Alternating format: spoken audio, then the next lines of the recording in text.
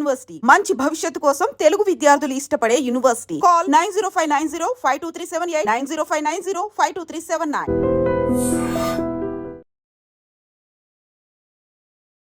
నమస్కారం, welcome to I dream.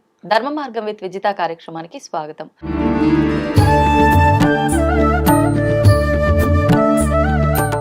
ప్రస్తుతం మనతో పాటు ఉన్నారు ప్రముఖ జ్యోతిష వాస్తు పండితులు, లలిత ఉపాసకులు నానాజీ పట్నాయక్ గారు. ఇప్పుడు వారితో మాట్లాడదాం. నమస్కారం అండి. శ్రీమాత్రే నమః. గురుగారు, మామూలుగా మనం కొన్ని వీడియోస్ చూసినప్పుడు, పురాణాలకు సంబంధించి తెలుసుకున్నప్పుడు ఋషులు వీళ్ళంతా కూడా ఏదైనా భంగం కలిగించినా లేకపోతే కోపం తెప్పించేటట్టుగా చేసిన శాపాలు ఇస్తారు అని చెప్పి అంటారు. అదే రకంగా చూసుకుంటే దేవతా శాపాలు కూడా ఉంటాయి అని చెప్పి కూడా అంటుంటారు.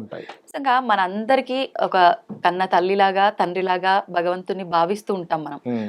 ఆయన పిల్లలకు ఆయన నిజంగా శాపం ఇస్తాడా? ఎటువంటి సందర్భాల్లో శాపం ఇస్తాడు? దేవతా శాపం అనేది నిజంగా ఉందా? ఖచ్చితంగా ఉందమ్మా, ఉంది. దీనికి మీరు మురారి మూవీ చూసినట్లయితే అందులో ఆ దేవతా శాపం వల్లే వాళ్ళకి వంశాలు ఇదవుతూ ఉంటాయి. మూవీ అనే కాదు, కామన్గా మీరు ఇప్పుడు అన్నారు ఒక మాట, అదేంటి మనం పిల్లల్లా చూసుకుంటారు కదా అని. 100% అలాగే చూసుకుంటారు. కాకపోతే నేను మీకు చిన్న ఉదాహరణ చెప్తాను. మీరు ఉన్నారమ్మా, మీ ఇంట్లో చిన్న బాబు ఉన్నాడు అనుకోండి, నెలలు 2-3 years ఉండే బాబు మంచం మీద ఒంటెలు పోసినా మీరు పట్టించుకోరు. వాడికి తెలియదు అని ఫీల్ అవుతారు. అదే ఒక 20 ఏళ్ళ కుర్రాడు, 20 ఏళ్ళ వాళ్ళు ఏజ్ ఉన్న వాళ్ళు చేస్తే తిడతాం. ఎందుకు తిడతాం? తప్పు కదా, అంత జ్ఞానం లేనప్పుడు. జ్ఞానం ఉండి కూడా నువ్వు తప్పు చేస్తున్నావు. అలాగే దేవత కూడా ఏం చేస్తుంది అంటే తెలిసి తెలియక చేసేటువంటి పనులు క్షమిస్తుంది. తెలియక చేస్తున్నాడని దేవతకి తెలుసు. తెలిసి కూడా తప్పు చేస్తారు చూసారా, అది మాత్రం ఖచ్చితంగా దేవతా శాపం కింద మారుతుందా? అది ఎట్లాంటివి ఉంటాయి దేవతా శాపాలు, అసలు ఎందుకు వస్తాయో చెప్తాను.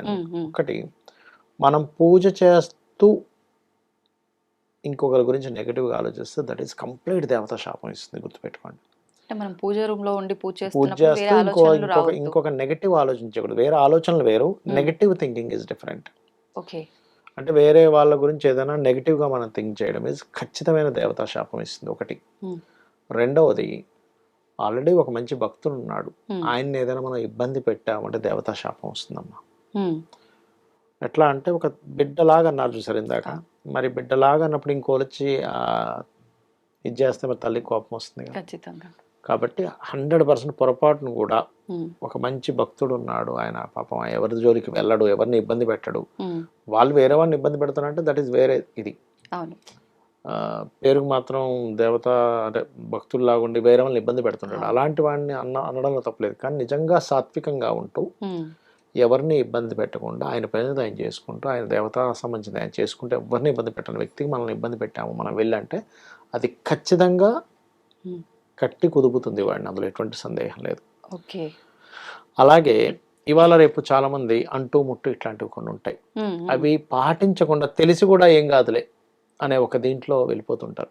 తెలుసు కూడా ఏం కాదులే అంటే ఎలా అంటే చనిపోయినప్పుడు ఉండేటువంటివి అలాంటి మహిళలు తెలుసు కానీ తెలిసినా కూడా ఏమీ కాదులే దూరంలో వెళ్ళిపోతుంటారు చూసారా. అంటే ఎటువంటి చేస్తే ఆ టైంలో అంటే చిన్న ఎగ్జాంపుల్ అమ్మా, ఇప్పుడు మహిళ ఉంది ఉదాహరణకి, ఆ టైంలో కొన్ని ఇంట్లో చెయ్యకూడని పనులు కొన్ని, ఇప్పుడు లేడీసే ఉన్నారమ్మా, 5 days ఇది ఉంటుంది, వంటగదిలోకి వెళ్ళకూడదు, లేదా దేవతలను ముట్టుకోకూడదు, తులసి మొక్కను ముట్టుకోకూడదు అని చెప్తారు. ఆ టైంలో పర్టికులర్గా వంట అంటే ఇవాళ రేపు ఇంకా కుదరట్లేదు, సింగిల్ ఫ్యామిలీస్ ఉన్నప్పుడు, లేదా ఆ మొక్క ఏమిటి చెప్పలేము, తప్పదు. కానీ అలాంటి టైంలో పోయి మీరు తులసి ముట్టుకున్నా దేవతా సంబంధించిన ఏం కాదులే ఇవన్నీ ఎవరు చూసారులే అని అనుకోని మీరు మూఢనమ్మకాలను చేశారంటే అది దేవతా శాపం ఇస్తుంది. అది వాళ్ళ ఒక్కరితో పోదు. ఇప్పుడు దేవతా శాపం ఎలా ఉంటుందంటే మీ ఒక్కరితో పోదమ్మా, అది వంశాల మీద చూపిస్తూ ఉంటుంది దాని ప్రభావం. తర్వాత వంశము తరతరాలుగా వస్తూ ఉంటుంది. దేవతా శాపం అలా ఉంటుంది. దానికి శాస్త్రంలో చెప్పినటువంటి విధి విధానం ఏమిటి, అసలు జాతచక్రంలో ఎలా చూడాలి దేవతా శాపాన్ని అంటే 9th house పాడవుతుంది దేవతా శాపానికి. ఎప్పుడు కూడా 9th house పాడవడము, గురువు సరైనటువంటి స్థితిలో ఉండడు అలాంటి జాతకాలకి. గురుగ్రహం డెబిలిటేషన్లో అవ్వడము, లేకపోతే గురుగ్రహం యొక్క దృష్టి సరిగ్గా జాతకం మీద లేకపోవడము జరుగుతూ ఉంటాయి. అది డిపెండ్ ఆన్ ఎంత ఉంది అంటే తీవ్రంగా ఉందా లైట్గా ఉందా.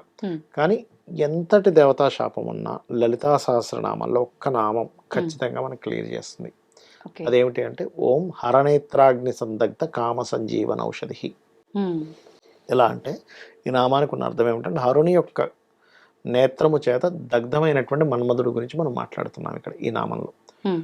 ఈ మన్మధుడు ఏం చేస్తాడంటే హరుడికి బాణం వేస్తాడు. Hmm. ఈయన కూడా ఒక రకమైనటువంటి కామ సంబంధం జరగాలని, ఎవడరా నా మీద బాణం వేసాడు ఆయన్ని మూడో కన్ను తెరిచి భస్మం చేసేస్తాడు.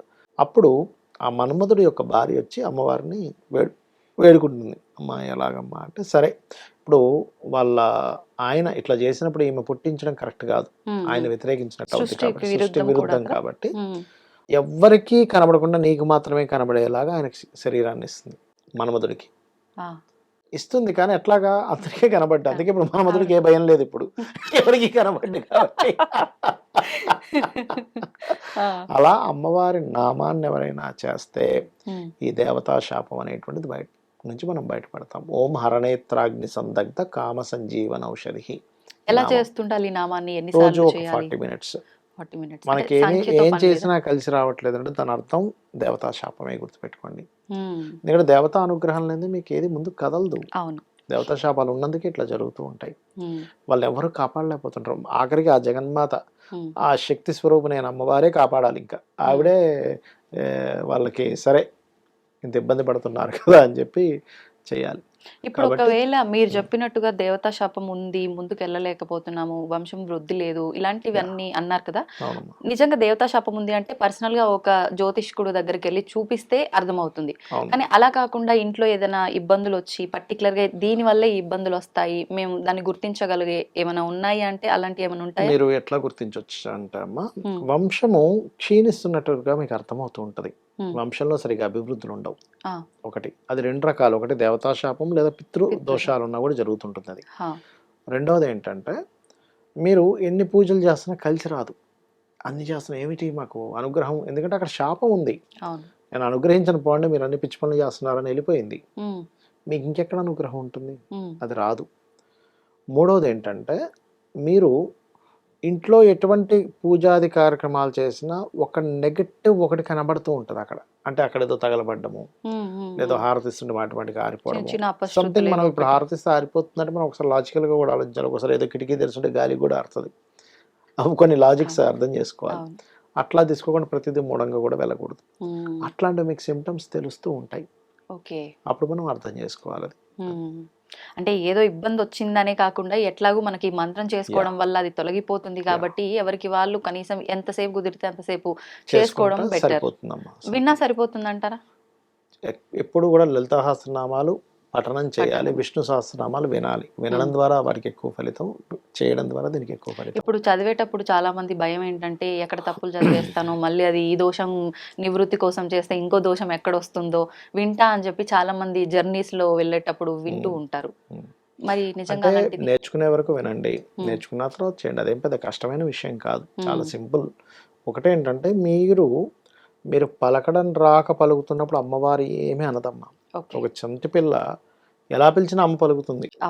అట్లాగే మీకు పలకడం రాక నేర్చుకునే క్రమంలో అమ్మవారికి తెలుసు, అన్ని తెలుసు ఆవిడికి. సర్వజ్ఞ అంటారు. సర్వజ్ఞ శాంతకరుణ అనేటువంటి నామం ఉంది ఆవిడికి. కాబట్టి సర్వజ్ఞ, ఆవిడ అన్ని తెలుసు. ఆవిడకి తెలియదు ఏముంది, మనం పలకలేక పలుకుతున్నామా, వెటకారంగా పలుకుతున్నా ఆవిడకి తెలియదు. కాబట్టి ఆవిడ ఏమనుకోదు. సంతోషం అండి, చాలా చక్కటి విధానాన్ని తెలియజేశారు. ధన్యవాదాలు. శ్రీమాత్రే నమః.